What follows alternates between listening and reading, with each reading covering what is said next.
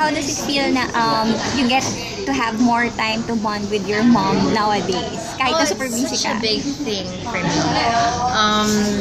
Pinagdasal ko siya and my dad, we're okay. And sobrang, they're everything talaga perfect timing.